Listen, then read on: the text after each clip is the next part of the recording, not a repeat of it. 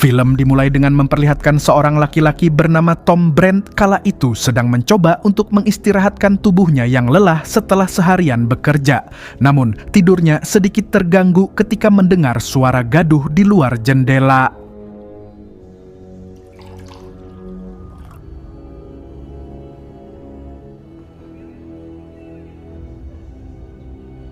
Tanpa berpikir panjang, Brandt kemudian turun dari apartemennya sembari membawa tongkat baseball dan mendapati sekelompok orang sedang berusaha membobol sebuah mobil yang terparkir di pinggir jalan. Tapi bodohnya mereka semua malah mengancam Brandt dengan senjata yang tanpa mereka sadari siapa lawan di depannya itu.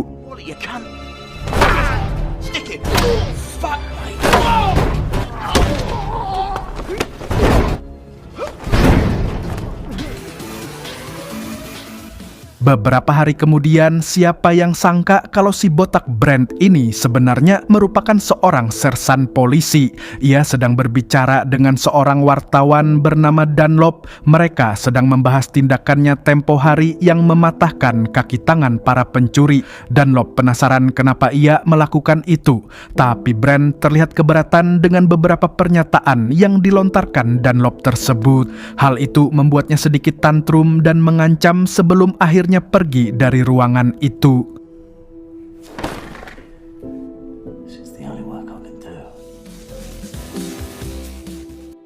Sementara itu, di kantor kepolisian, Brandt kedatangan bawahannya yaitu Elizabeth Falls. Tapi belum juga sempat berbicara, kepala polisi masuk ke ruangannya menyusul sambil membawa koran yang berisi berita tentang diri Brandt beberapa hari yang lalu.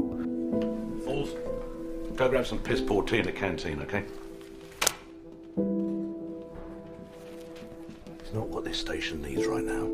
Brandt mencoba menjelaskan apa yang terjadi pada malam itu. Ia hanya melakukan aksi bela diri. Apa yang salah dengan itu? Apa yang diberitakan di koran tidak benar? Siapa yang hanya akan tinggal diam jika ia diancam? Just keep a low profile till this little shitstorm blows over. Sore harinya, Brandt pergi menuju sebuah rumah duka. Ia pergi menemui Daniel Roberts, seorang inspektur yang sedang berduka atas kematian istrinya. Ia mencoba menghiburnya. Mereka berdua masuk dan mengucapkan kata perpisahan untuk yang terakhir kalinya pada istri Daniel. Setelah itu, mereka pergi ke salah satu kafe untuk minum, berharap sedikit membantu menetralkan pikiran mereka yang sedang berduka.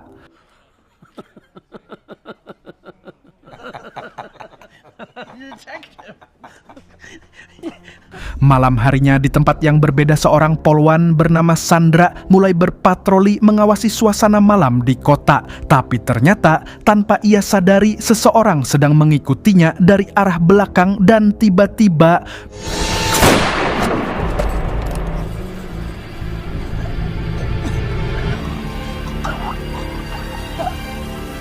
naasnya Sandra harus tewas tertembak oleh orang tak dikenal. Sementara itu, Brandt langsung menerima telepon dari kepala polisi yang meminta bantuannya untuk menangani kasus yang baru saja terjadi pada polwan Sandra.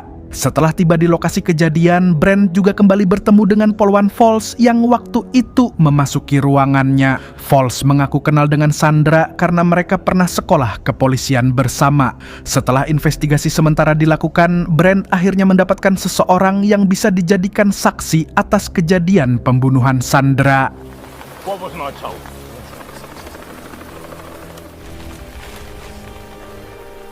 Singkat cerita, Brandt bertemu dengan saksi mata yang bernama Anthony di salah satu kafe. Anthony masih ingat betul dengan Brandt karena tahun lalu Brandt sudah membuat keributan di tempat biliar. Hal itu membuat Anthony terkagum-kagum dengan kehebatan Brandt. Ia kemudian menceritakan ciri-ciri pelaku. Anthony, you're Brandt, right?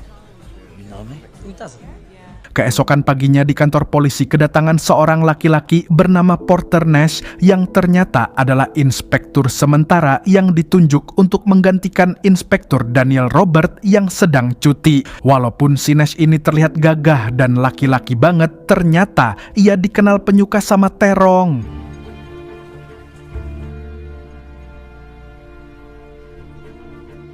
Nash kemudian diperkenalkan pada semua anggota kepolisian yang ada saat itu, termasuk Brent, dengan harapan dapat mengembalikan citra baik instansi yang sedang berantakan. Therefore promoting Sergeant Porter Nash to acting inspector.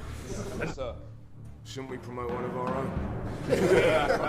Beberapa hari kemudian datang seorang laki-laki remaja bernama John ke rumah Falls. Maksud kedatangan John ke sana ternyata untuk memberitahu Falls dan meminta perlindungan kalau ia dan 2 orang teman lainnya tanpa sengaja telah membunuh seorang Indian. Falls kemudian dengan tegas mengatakan ia akan profesional. Kalau orang itu benar-benar tewas, maka ia sendiri yang akan menangkap John dengan tangannya sendiri. If he's dead, you're on your own. Now you go home and you wait till you hear from me.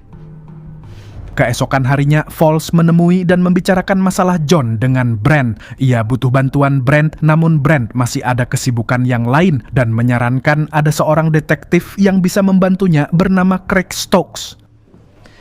He's a DI. Owes me one from way back. Share a snitch in Brixton. He'll be on out. Name? Just Craig Stokes.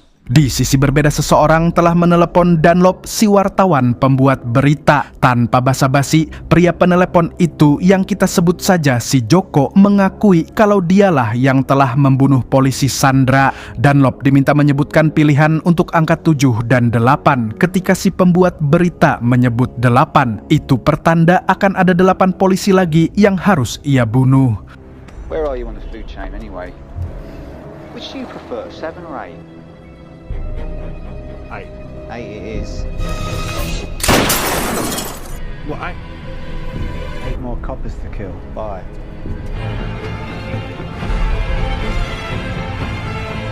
Kembali ke kantor polisi, inspektur baru mencoba mendekati Sersan Brent. Brent sudah mengetahui di balik semua kasus pembunuhan polisi ini ada orang sakit jiwa. Tapi ia tak mau membahasnya lebih detail di tempat umum sebab kasus ini sudah masuk ke ranah pembunuhan berantai. Dengan taktik yang berbeda, Inspektur Nash mencoba sendiri mencari tahu siapa orang sakit jiwa yang dimaksud oleh Sersan Brent. Dengan mengandalkan semua CCTV di jalan dan mengulik semua yang bisa diperolehnya. Namun, Brent sendiri justru pergi ke sebuah tempat latihan tinju guna menemui seorang penjual pistol yang dipakai orang sakit jiwa tersebut dalam aksinya menembak mati para polisi. Di tempat berbeda, Brent juga bertemu dengan orang bayaran sebut saja Samidi. Tapi sesuai dengan julukannya, ia tidak akan memberikan informasi apapun jika belum dibayar. Karena tak suka basa-basi, Brent mencoba mengancamnya dengan mematahkan jari tangannya. Serious money. Serious money. You don't have the brains of a chicken, do you? Kali itu Samidi mendapatkan hari sial karena bukannya mendapatkan uang, malah ia yang dipaksa Brent mengeluarkan uang untuk mentraktirnya minum. Tak hanya sampai di situ, ternyata informasi yang diberikan juga masih mengambang, belum ada identitas pasti siapa pembunuh sakit jiwa itu. Karena tak mendapatkan jawaban yang jelas, Brent pun memilih untuk pergi. Brandy and port and a large scotch. Go on, Red. Hey. Brent kemudian pergi menemui Nash di rumahnya. Walaupun sedikit gengsi, Brent meminta saran pada atasan barunya itu. Dan ia bercerita tentang masalah yang ia alami akhir-akhir ini. Karena sebenarnya Brent mengalami burnout syndrome atau kelelahan fisik, mental, dan emosional yang ekstrim akibat stres yang berkepanjangan. Itulah sebabnya Brent sangat membabi buta ketika berhadapan dengan perampok di awal film tadi. Di luar dugaan, Nash juga ternyata pernah merasakan hal yang sama dengan Brent sampai ia berharap akan diberhentikan dari kantor polisi, tapi justru ia dipindah tugaskan. It's burnout. What? Your brain's on meltdown. Sayangnya saat Nash sedang bercerita, Brent memilih untuk tidur. Keesokan harinya ketika sedang sarapan, mereka berdua kembali berdiskusi tentang target yang mereka curigai dari hasil penyelidikan kemarin, dan nama yang akan mereka tuju adalah Joko. Any idea who we're looking for? Psycho. Whistles while he works. See you there in half an hour. Nash dan Brent kemudian pergi menemui orang itu di apartemennya. Mereka menggeledah isi rumah dan mencoba menginterogasinya, tapi sayang mereka tak mendapatkan bukti apapun. Brent hanya mengingat setahun lalu ia pernah menemui dan menghajar pria itu di tempat biliar. Ketika para polisi pergi dari apartemennya, dengan cepat Joko bergegas membereskan semua barangnya lalu kemudian pergi. Setibanya di luar tanpa ia sadari, ternyata Samidi dari tadi telah mengintai pergerakannya. Entah apa tujuannya, tapi perkiraan saya hal itu bisa menjadi cuan bagi Samidi kalau informasinya berguna bagi para polisi. Di tempat berbeda, ternyata incaran Joko sekarang adalah Inspektur Daniel Roberts. Ia mulai mengikutinya dan sampai pada sebuah lift. Pertama-tama, ia mulai merusak CICTV dan ikut masuk ke dalam apartemen Inspektur, lalu berpura-pura menjadi tukang servis TV. Tapi kemudian...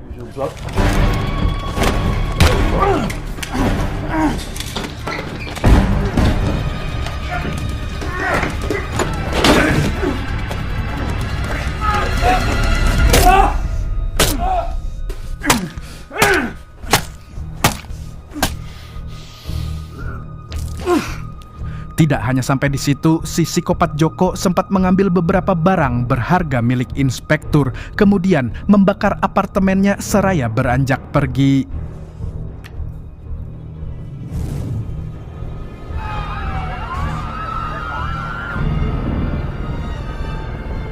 Kepulan asap yang keluar dari apartemen Inspektur menjadi perhatian orang sekitar. Tak lama kemudian polisi datang untuk melakukan olah TKP dan sialnya, lagi-lagi Joko menghubungi Dunlop seakan-akan ia hebat dengan mengakui kejahatannya sendiri, tapi belum juga bisa diringkus oleh polisi. Psiko ini licin seperti belut. Ia sama sekali tak merasa takut dan tidak dicurigai oleh para petugas, padahal baru saja keluar dari apartemen.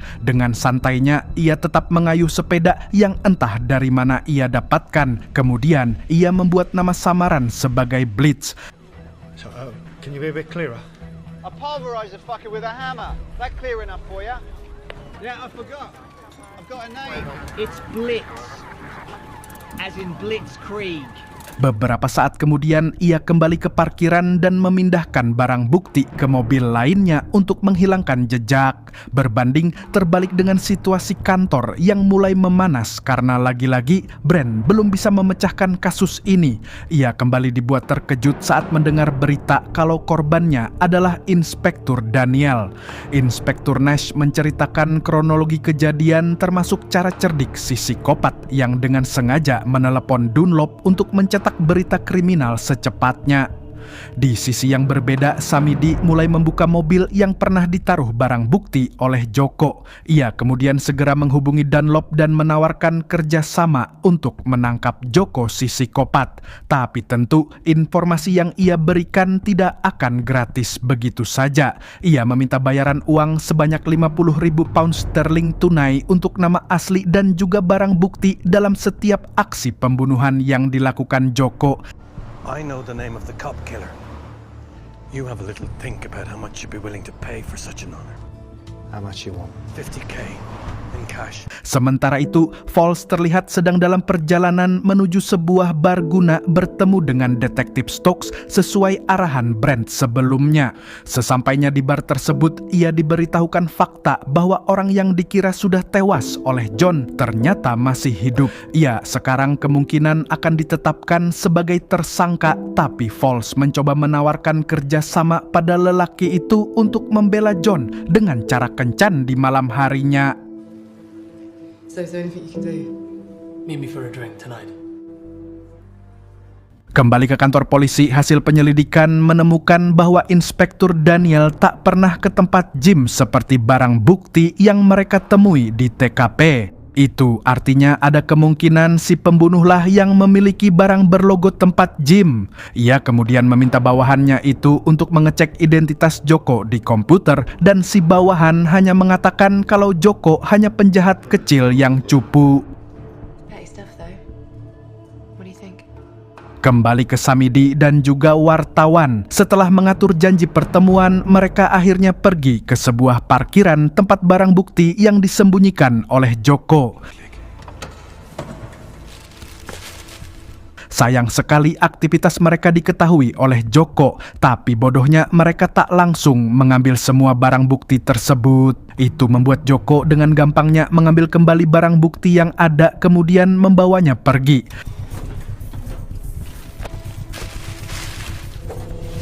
Tak perlu membuang-buang waktu, Dunlop langsung memberikan sejumlah uang yang diinginkan Samidi. Tak sampai di situ saja, sialnya Joko membuntuti mereka dan pergi menemui Samidi yang sedang menghitung uangnya di toilet. Namun tak lama kemudian Joko tiba-tiba datang dan menanyakan dari mana Samidi bisa tahu alamat dan pekerjaannya, sebelum pada akhirnya inilah yang terjadi.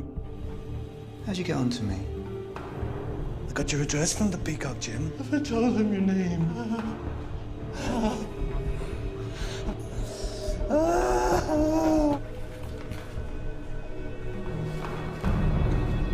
Di luar, Dunlop yang sedang menunggu dari tadi mulai gelisah karena Samidi tak kunjung kembali dari toilet. Ia merasa mungkin saja Samidi sudah menipunya karena ia belum juga diberitahu siapa nama si pembunuh.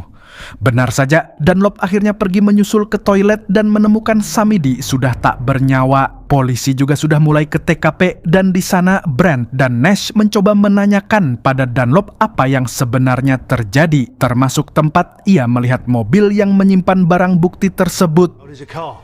Yeah, oh God, I forgot. Yeah. Where is this car? Wemmick Street Car Park. It's a black Jaguar.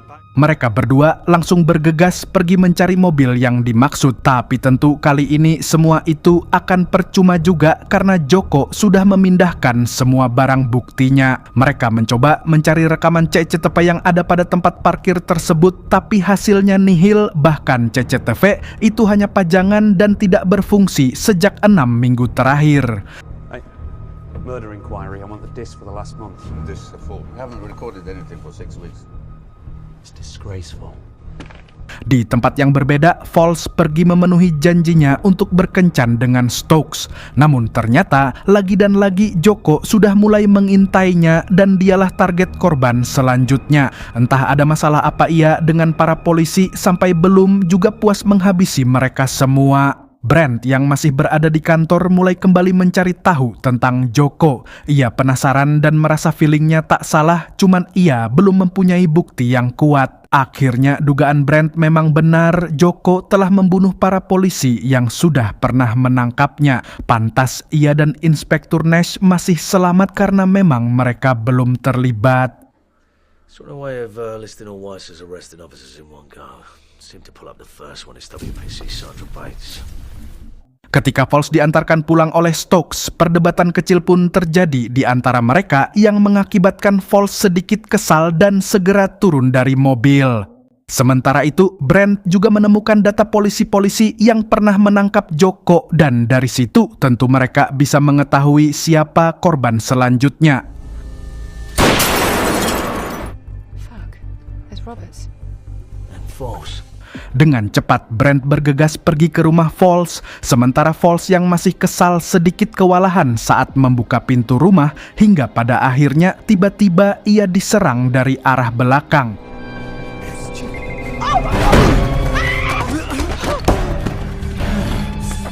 Di kala genting itu, John tiba-tiba datang mencoba menyelamatkannya, tapi sayang justru ia yang menjadi korban.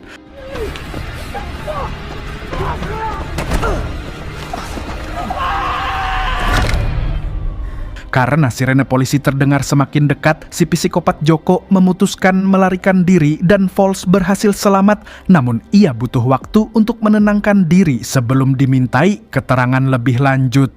Brent kemudian memberitahukan Nash tentang hasil penyelidikannya beberapa waktu lalu yang ternyata pelakunya adalah Joko.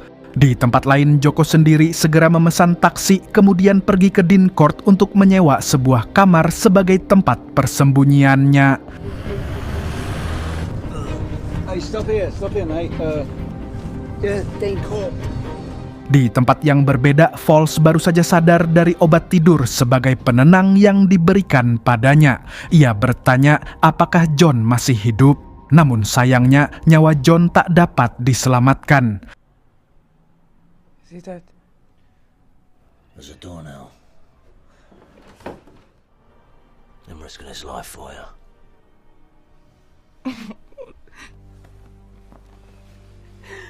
Keesokan harinya, Brent pergi menuju rumah Joko yang dulu. Di sana, ia dan Nash kembali menggeledah isi rumah, tapi tak juga menemukan apapun. Mereka berencana membuat berita tentang Joko di koran-koran sebagai DPO. Mungkin dengan cara itu bisa memancingnya untuk keluar dari persembunyian. Dan tak perlu waktu lama, kabar buron Joko si psikopat mulai tersebar di media televisi. Hari itu juga, Brent mendapatkan titik lokasi penginapan Joko. Dengan segera ia beserta anggotanya bersiap mengepung. Sialnya Joko berhasil melarikan diri lewat jendela dan aksi kejar-kejaran pun dimulai.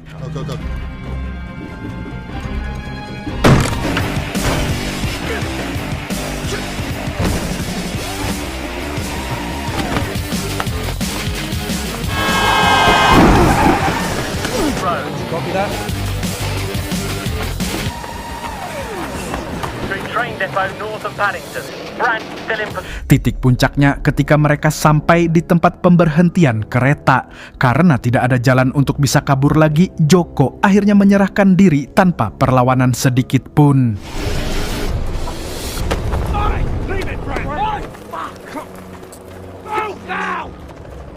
Di sisi yang berbeda, Falls yang mulai kembali bekerja sangat sakit hati mengingat kematian John yang dilakukan Joko. Saat melihatnya di berita, ia ingin sekali membalaskan dendam kematian John dengan tangannya sendiri. Kembali ke kantor polisi, Joko diinterogasi oleh Brent dan Nash. Tapi memang dasar psikopat, ia justru meminta sandwich dan mengupdate status barunya di Facebook. Ia juga meminta pengacara untuk membela kasusnya. I want a lawyer and a sandwich. And I want to update my Facebook status. Dari hasil interogasi, Joko juga ternyata sangat licik karena hampir di setiap aksinya ia tak meninggalkan jejak sedikit pun. Falls yang masih berduka atas kematian John berencana mengadakan pesta untuk melupakan dukanya sejenak. Di lain sisi, Brent berpikir kenapa tidak mereka langsung saja habisi Joko kalau hukum tidak bisa membuktikan ia bersalah. Ya, hal itu terdengar lebih mudah tapi Nash menolaknya.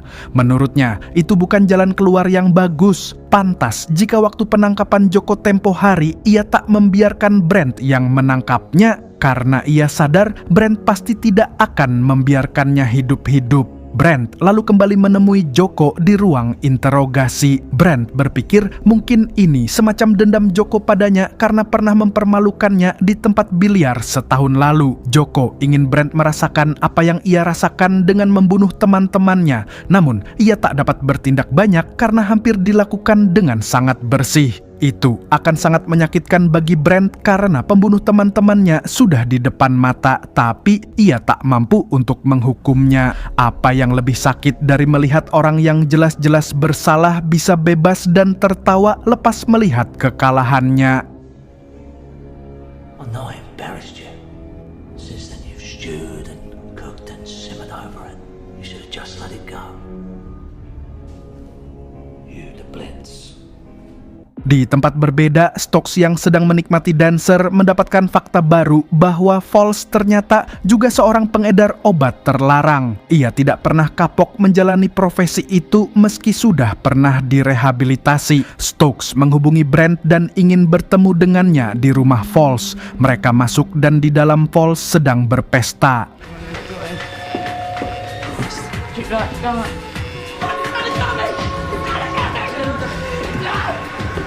Dengan keadaan setengah sadar, Falls dibawa ke kamar mandi untuk disadarkan oleh Brent dan Stokes. Selain terpukul karena kematian John, Falls juga sangat trauma dan takut ia akan terbunuh seperti teman-teman polisi lainnya. Keesokan harinya akhirnya Joko dibebaskan dan para polisi hanya terdiam melihat hal itu, antara senang dan sedih karena dengan membebaskan Joko dan memerintahkan beberapa orang untuk mengikutinya, mereka tentu bisa mendapatkan bukti yang lebih akurat untuk menjeratnya.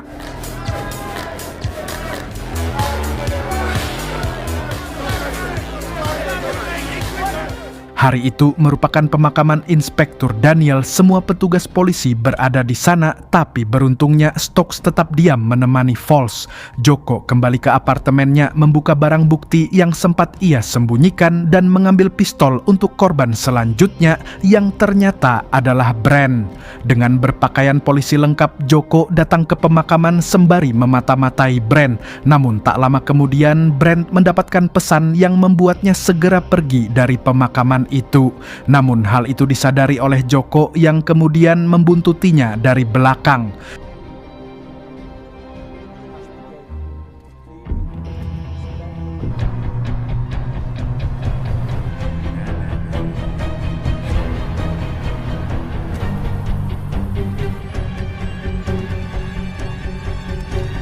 Setibanya di sebuah gedung, Brent segera naik ke puncak melewati tangga yang berbelok-belok. Hal itu membuat Joko sedikit terkecoh. Namun pada akhirnya Joko berhasil menodongkan pistol ke arah Brent yang ternyata itu adalah Nash.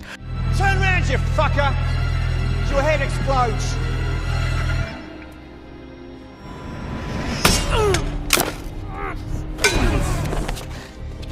What? No chance.